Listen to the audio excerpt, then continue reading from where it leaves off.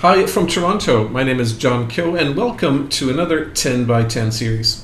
This series is a focus on Vietnam where I'll speak with 10 experts about different aspects of living, working and doing business in Vietnam. And today I'm delighted to have with me Marc Djandji. Marc, you're very welcome. And did I pronounce your name properly? It's Djandji, Djandji. Marc Djandji. Yeah, Thank you so much for that, Marc. Marc, listen, the 10 minutes goes very, very quickly. So, in the first 30 seconds to 1 minute, can you tell us a little bit about you and what you do? sure. Well, John, it's great to see you. Thank you very much for this opportunity. Well, I'm originally from Montreal, um, and I was working here in Montreal before going to Vietnam, where I've spent the last nearly 17 years there. I was working here as a financial analyst in a family office, and I arrived in Vietnam in 2003. Saw a country that was uh, very different than what I was expecting, and eventually found a way to stay there and work in Vietnam's capital markets. Wonderful, wonderful. So, you're one of the pioneers, been there for 17 years, or my previous guests have been there 24 years and 30 years, but 17 years is quite significant. So, you moved back to Canada recently. That's right. I think that there's been a few waves. So I think that there's that 30, 25, 30 years wave that just arrived when the country had just opened up and the embargo was removed and things like this. And then there was the I'd call it the post Asia crisis wave. And we're now seeing a new wave of digital nomads that have been coming to Vietnam, younger generation, and who are also involved in the whole tech space, etc. Um, I came in at a time where the Vietnamese stock market was at its infancy. So it was 3 years old. You had 14 listed companies on the stock market. The trading was uh, about, I think, reserved for 2 or 3 hours a day.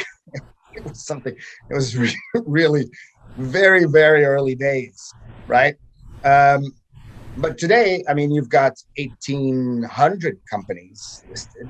The total market cap is close to the 100% of GDP of the country. I mean, it's massive in terms of transformational change that we've seen over the past 17 years, right? So when I first arrived, I started to meet with the financial community. Eventually met with the CEO of one of the local brokerage house, who understood that to be able to attract foreign capital, you needed to speak in the language of investors, not just in English, but like ROE and PEs and stuff like this. And so she asked me to set up the first equity research department, and that was at SSI, and it actually made the news at the time. It was a big deal. Fantastic. So Yeah. you've seen lots of changes and you've had different roles, I think, in Vietnam. What has been the most fundamental change if you look at the capital markets and the financial industry or fintech now in Vietnam, and you've just come back recently to Canada. So what has been the most fundamental change for you, and how will that affect Vietnam, either positively or negatively? Um, I think that I mean, yeah. So there's been massive amounts of change.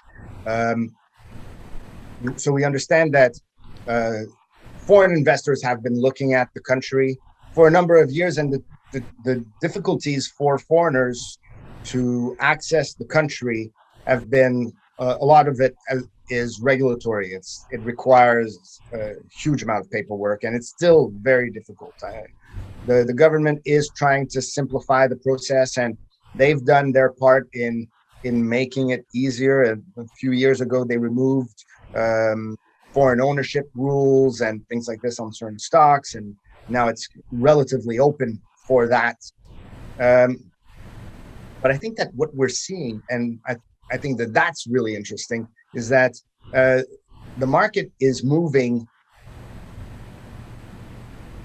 despite whatever the foreigners are doing, right? So whereas for the last few years, you would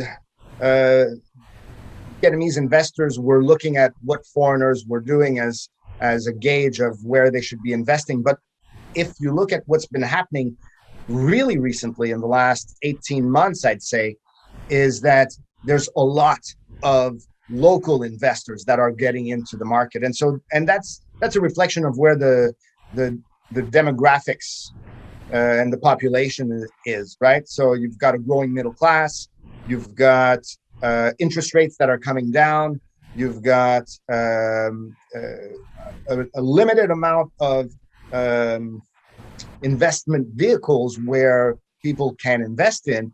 And so they're looking at the stock market as one of them. And so we're seeing like record levels of domestic accounts being opened, and that is driving the market. And so if you're looking at the stock market since, in the last,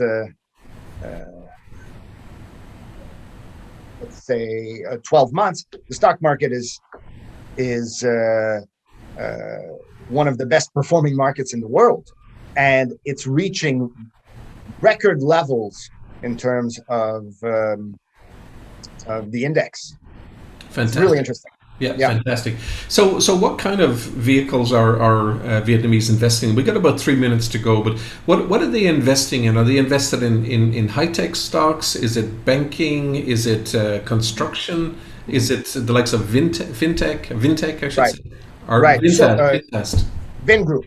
Yeah.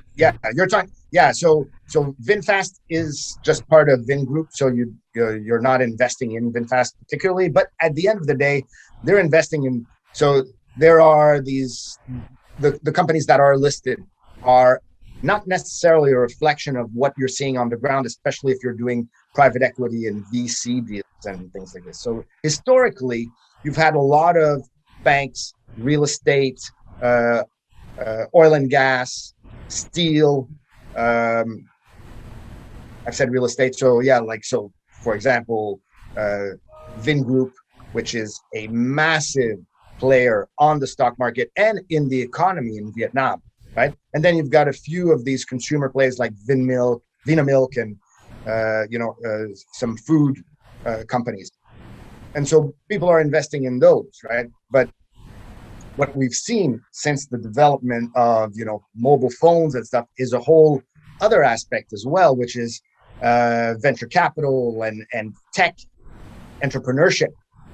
If I know that Vietnam, and so as well how the Vietnamese are extremely entrepreneurial in everything they do, and so you give them mobile phones and with their entrepreneurial DNA, and they'll go and create tech from and things everywhere. And so if you look at the past few years, there's been a lot of investments in that space, and so you see all these new accelerators and VC guys who've come in to invest in that space. Gotcha. So, Marc, we have about a minute to go, but I want to go through a few things quite quickly with you.